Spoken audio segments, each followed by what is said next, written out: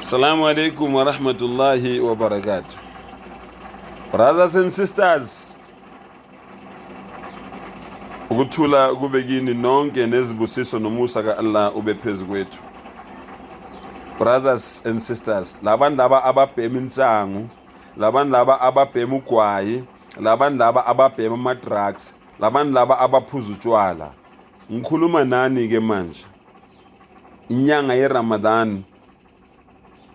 Subhanallah. Ufasta whole day, ilanga lonke uyahlala awudli.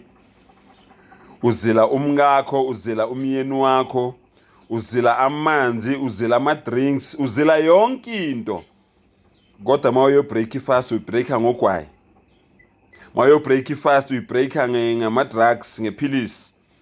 Usnefi iphilisi, bempilisi. Mayo breakfast uyibreaka ngeglass yotshwala. Mayo breakfast uyibreaka ngokubhema insangu. Bowufastelani vele? Why uzibulalisa ngendlala? Why uzibulalisa ngokoma? Bowufastelani?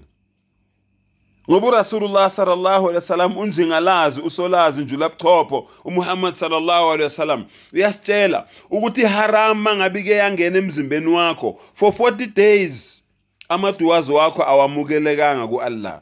So imagine wena ubreaka ifast yakho ngensangu or ngotshwala or ngogwayi or ngedrug, my brother. iRamadan na only 30 days. Only 30 days iRamadan. So wena namhlanje ubhema insangu namhlanje which is haram ingena emzimbeni wakho. Ubhema ugwayi, ubhema isnefu which is haram singena emzimbeni wakho. Ucabanga ukuthi kwenzakaleni ngeRamadan yakho.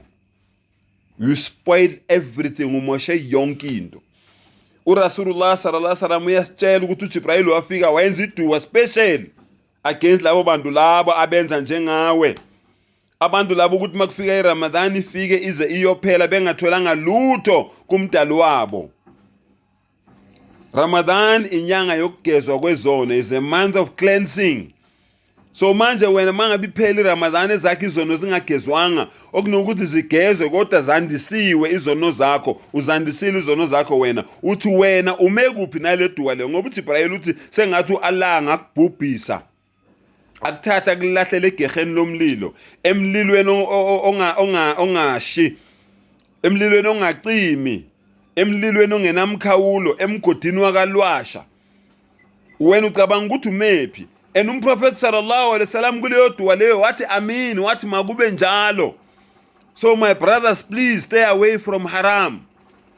Hambela kude notshwala, hambela kude nensangu, hambela kude nama-drugs, hambela kude nogwayi.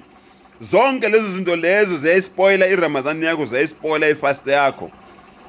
Ningizondeke ningitshela ukuthi ngikhuluma kakhulu, ngizenza ngcono, ngizenza umuntu ophayase, kulungile. Kodwa okusalayo ngizwile ungetshe. Lento engikutshele yona izwile ungetshe. Sengathi uAllah ngasinika itawfik, asivula amehlo, asivula ingqondo, asikhiphe kulobo umnyama lobe sihamba kubo, asifake endleleni yakhe eqondile. Wa akhiru dawana anilhamdulillahi rabbil alamin.